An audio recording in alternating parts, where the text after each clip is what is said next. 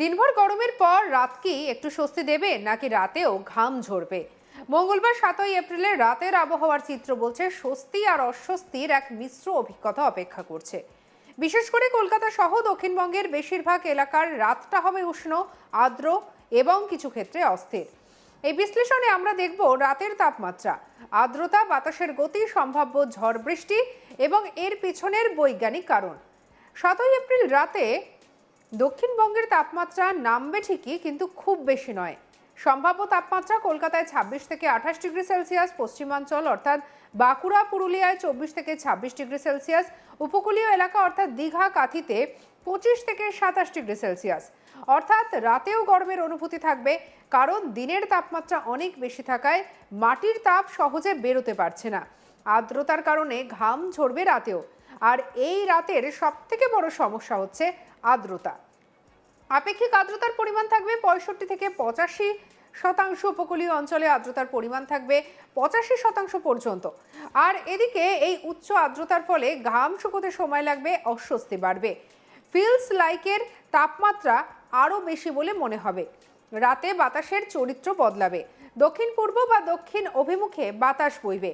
বাতাসের গতি থাকবে ঘন্টায় 8 থেকে 15 কিলোমিটার প্রতি ঘন্টা। আর এই বাতাস বঙ্গোপসাগর থেকে আর্দ্রতা টেনে আনছে, ফলে গরম কমলেও আর্দ্রতা বাড়ছে। এপ্রিল মানে কালবৈশাখীর সময়। 7ই এপ্রিল রাতেও কিছু এলাকায় ঝড়ের সম্ভাবনা রয়েছে। যে সমস্ত এলাকায় কালবৈশাখীর সম্ভাব্য এলাকাগুলির মধ্যে রয়েছে পশ্চিম বর্ধমান, বীরভূম, মুর্শিদাবাদ, নদিয়া। বজ্রবিদ্যুৎ সহ বৃষ্টি হতে পারে। 40 থেকে 60 কিলোমিটার প্রতি ঘন্টা বেগে ঝোড়ো হাওয়া বইতে পারে। হালকা শিলাবৃষ্টি হতে পারে। এই ঝড় সাধারণত গভীর রাত বা ভোরের দিকে বেশি হয়। এর পেছনে রয়েছে কয়েকটি বৈজ্ঞানিক কারণ। প্রথমত, দিনের তীব্র গরম, মাটির কাছে গরম বাতাস জমে থাকে। 2, উপরের দিকে ঠান্ডা হাওয়া, উচ্চ স্তরের ঠান্ডা বাতাস ঢোকে। এবং 3, আর্দ্রতার উপস্থিতি। বঙ্গোপসাগর থেকে জলীয় বাষ্প আসে, আর এই তিনটি মিলে তৈরি হয় বজ্রঝড়ের একটা অনুকূল পরিবেশ। শহরে গরম বেশি অনুভূত হয়, কারণ কংক্রিটের তাপ ধরে রাখা, কম সবুজ এলাকা, যানবাহনের তাপ। গ্রামে কিছুটা ঠান্ডা বাতাস চলাচল বেশি হয়। দীঘা, মন্দারমণি এলাকায় আর্দ্রতা বেশি, সমুদ্রের হাওয়া, আকাশ মূলত মেঘলা আকাশ থাকবে। আর এখানে রাতে তুলনামূলকভাবে আরামদায়ক হলেও আর্দ্রতা সামান্য সমস্যা তৈরি করবে।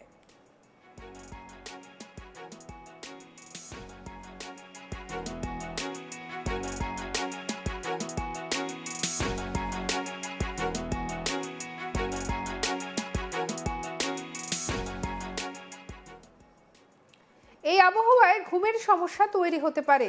বারবার ঘুম ভাঙা, অতিরিক্ত ঘাম, অস্বস্তি হতে পারে।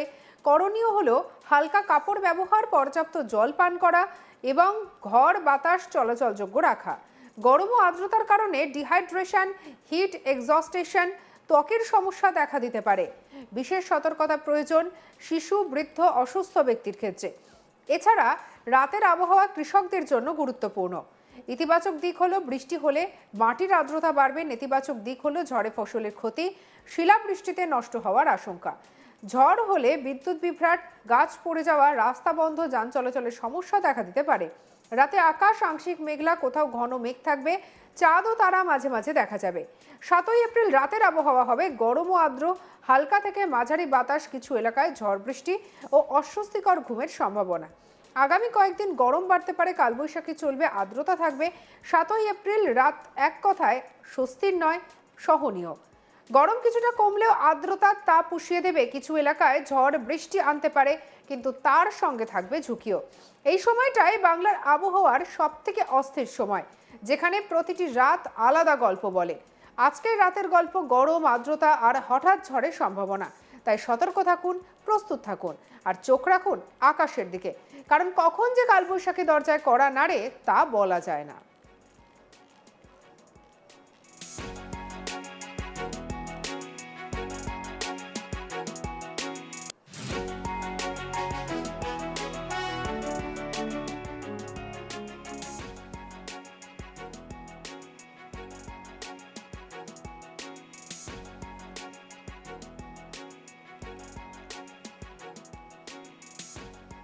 দিনভর গরমের পর রাতে কি একটু স্বস্তি পাওয়া যাবে নাকি রাতেও ঘাম ঝরবে?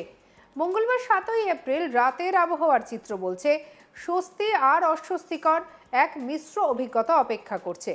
বিশেষ করে কলকাতা সহ দক্ষিণবঙ্গের বেশিরভাগ এলাকায় রাত হবে উষ্ণ, আর্দ্র এবং কিছু ক্ষেত্রে অস্থির। এই বিশ্লেষণে আমরা দেখব রাতের তাপমাত্রা, আর্দ্রতা, বাতাসের গতি, সম্ভাব্য ঝড় বৃষ্টি এবং এর পিছনের বৈজ্ঞানিক কারণ।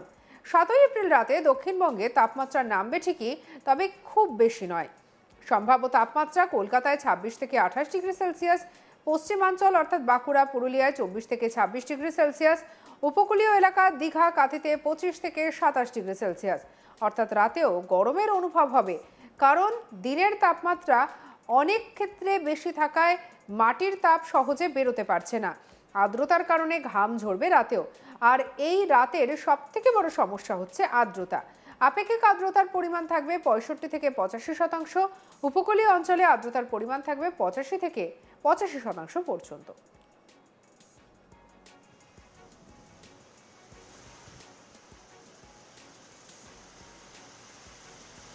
এই উচ্চ আর্দ্রতার ফলে ঘাম শুকোতে সময় লাগবে, তবে অস্বস্তি বাড়বে এবং ফিলস লাইক যদি বলা হয় তাহলে তাপমাত্রা আরও বেশি মনে হবে, অর্থাৎ আর্দ্রতার কারণে তাপমাত্রা আরও বেশি মনে হবে। রাতে বাতাসের চরিত্র বদলাবে, দক্ষিণ পূর্ব বা দক্ষিণ অভিমুখে বাতাস বইবে। বাতাসের গতি থাকবে ঘন্টায় 8 থেকে 15 কিলোমিটার প্রতি ঘন্টা। এই বাতাস বঙ্গোপসাগর থেকে আর্দ্রতা টেনে আনছে, ফলে গরম কমলেও আর্দ্রতা বাড়ছে। এপ্রিল মানেই কালবৈশাখের সময়। 7 এপ্রিল রাতেও কিছু এলাকায় ঝড়ের সম্ভাবনা রয়েছে। যে সমস্ত এলাকায় কালবৈশাখীর সম্ভাব্য এলাকাগুলির মধ্যে রয়েছে পশ্চিম বর্ধমান, বীরভূম, মুর্শিদাবাদ, নদিয়া। বজ্রবিদ্যুৎ সহ বৃষ্টি হতে পারে, 40 থেকে 60 কিলোমিটার প্রতি ঘন্টায় ঝোড়ো বাতাস বইতে পারে, হালকা শিলাবৃষ্টি হতে পারে। এই ঝড় সাধারণভাবে গভীর রাত বা ভোরের দিকে বেশি হয়। এর পেছনে রয়েছে কয়েকটি বৈজ্ঞানিক কারণ। দিনের তীব্র গরম, মাটির কাছে গরম বাতাস জমে থাকে, উপর দিয়ে ঠান্ডা হাওয়া, উচ্চ স্তরে ঠান্ডা বাতাস ঢোকে, আর্দ্রতার উপস্থিতি, বঙ্গোপসাগর থেকে জলীয় বাষ্প আসে। আর এই তিনটে মিলে তৈরি হয় বজ্রঝড়ের অনুকূল পরিবেশ। শহরে গরম বেশি অনুভূত হবে, কারণ কংক্রিটের তাপ ধরে রাখা, কম সবুজ এলাকা, যানবাহনের তাপ। গ্রামে কিছুটা ঠান্ডা বাতাস চলাচল বৃদ্ধি দীঘা, মন্দারমণি এলাকায়।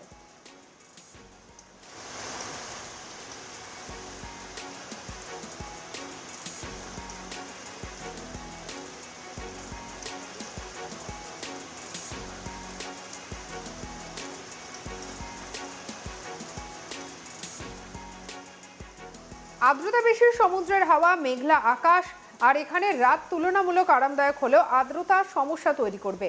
এই আবহাওয়া ঘুমের সমস্যার কারণ হতে পারে। বারবার ঘুম ভেঙে যাওয়া, অতিরিক্ত ঘাম, অস্বস্তি হতে পারে। করণীয় হলো হালকা কাপড় ব্যবহার, পর্যাপ্ত জল পান, ঘর বাতাস চলাচলযোগ্য রাখা। আপনার মতামত আপনি জানাতে পারেন কমেন্ট সেকশনে। অন্যান্য খবরের জন্য সাবস্ক্রাইব করতে ভুলবেন না।